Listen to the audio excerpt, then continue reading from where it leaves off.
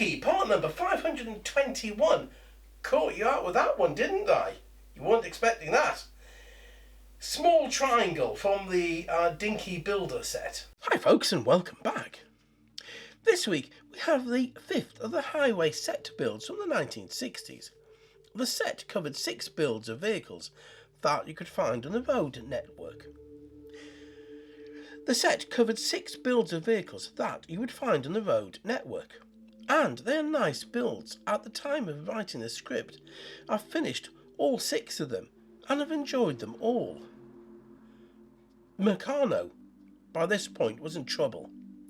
And in the early 1960s, they'd been taken over by Triang. And the highway set, I think, was an attempt to diversify in a difficult market. The pre-World War II heydays were over. The war had damaged the company in many ways, and it's not easy to return from a 6-year absence in the market and just start trading again. But also, children's interests were beginning to change. Injection moulded plastic kits were on the market, offering a new hobby. Model railways that before the war had been clockwork and large O gauge now were smaller HO gauge and more affordable. And who doesn't like the latest things? Dinky toy cars were now being challenged by Corgi and Matchbox, and as the quality improved, so did the expectations of the market. And I think what was to be the biggest rival for Meccano, Lego, had finally stood tall. After nearly 20 years of innovation, the new toy on the block was here. For any budding engineer, Meccano would always win hands down. But again, Lego might have something to say about that now. But a number of years ago, when I was a scout leader, I challenged my troop to build a working bridge out of Meccano. And the troop universally, bar 2, hated the task. They did their best to complete it, but you could see the frustration with it. The 2 who enjoyed it, one was a young lad who loved maths and is now an engineer. The other is serving with the RAF as a flight mechanic. By the time the set was manufactured, in the late 1960s, in time for my brother to receive it for Christmas 1969, Britain was undergoing a change in transportation. The rule of the railways was coming to an end.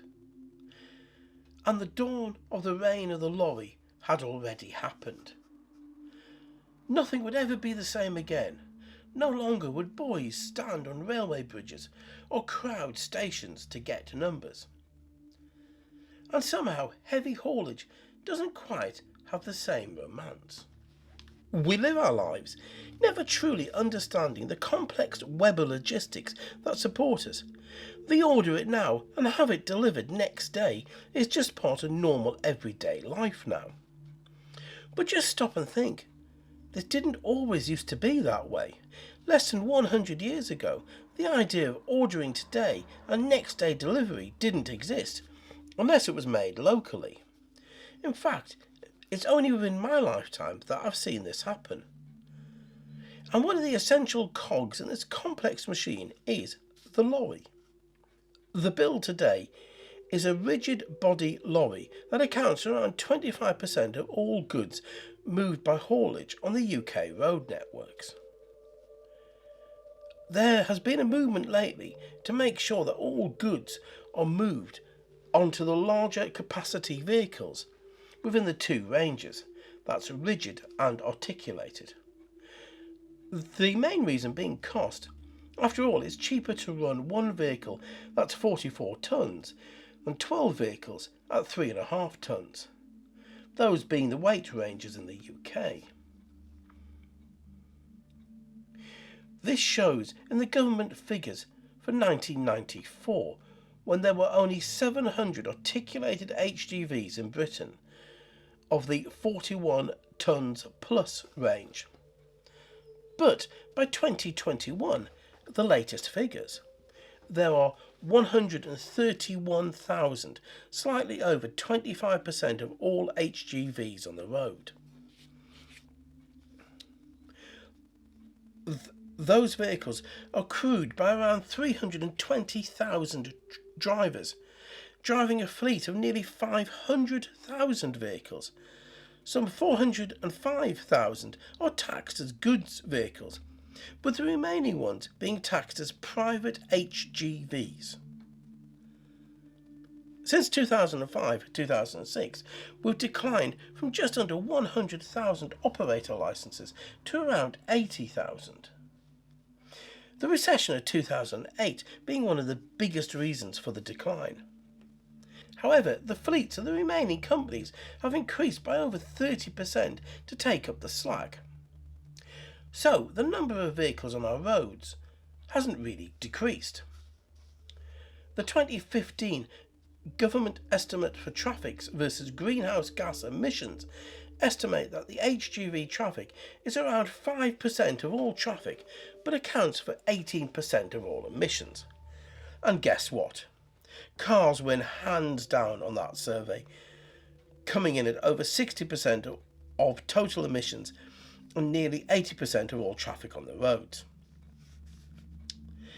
And one of the largest problems of haulage, the golden nugget that companies don't want to see happening, that's the problem of running empty. The issue of a vehicle having made its drop and now has no load to carry, but is still generating costs. It is the reason that if you're really lucky and need something picked up and moved, you can get some really cheap deals on haulage. Because if the lorry is in the area and can carry your load, then the company is still making money on the run, even if it's at a reduced rate. Around 30% of all HGV traffic is estimated to be running empty in the UK. So, when you think that HGV traffic clock up a total of 16 billion miles a year on the UK road network, that means around 5 billion miles are empty miles, with no goods being carried. To put it another way, on average it means that each vehicle will drive around 32,000 miles a year, of which 10,000 miles will be empty. Or, in more practical terms, £7,500 of costs for no return per vehicle. And that's why lorry drivers are some of the first to complain about the price of fuel when it goes up, and rightfully so. The outbound journeys, the ones carrying a cargo, moves around 2 billion tonnes of goods yearly on our ageing road network, and no wonder why our roads are falling to bits. Of that 2 billion tonnes, 6%, or 110 million tonnes, is what are called dangerous goods. That includes explosives, gases, flammable liquids, flammable solids, oxidizers and organic peroxides, toxic and infectious substances, radioactive materials, corrosive substances, and miscellaneous substances. So my first thought is, what the hell is miscellaneous substances? What is so dangerous that it doesn't fall into one of the above? Secondly, 68 million tonnes of that 110 million tonnes are flammable liquids, and that includes alcoholic drinks. Wait a second. I know we mock the French about how much they drink, but I think we might have a drink problem ourselves. And as they say, admitting the problem is the first step to solving it. I don't have an addiction to tea, and I don't need to admit anything. And talking of tea, it's about time for a brew.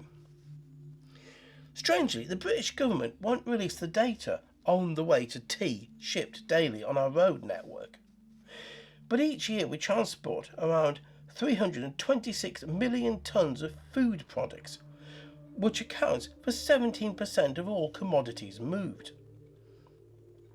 316 million tonnes of metal ore, stone, sand and gravel, clay and peat, which also accounts for 17% of all traffic. 263 million tonnes of waste-related products around 14% of traffic. Groupage, which is where a load is made up of different classes with no single commodity making up more than 75% of the total load, which is around 10% of traffic, and 194 million tonnes. With glass, cement and other non-metallic mineral products taking up 156 million tonnes and 8% of traffic. These 5 commodities form the top 5 groupings or commodity divisions lifted by heavy haulage in the UK yearly. All these goods are transported mainly by road, some 76% of all haulage, with rail taking up 9% and sea 15%. Our haulage is vital for our economy and generates around 2% of our GDP. In one sector of business alone, that's a whopping £12 billion, all moved on our road network. And where in the UK road network are you most likely to meet this traffic? Staffordshire in the Black Country, Lincolnshire on the East Coast and Oxfordshire.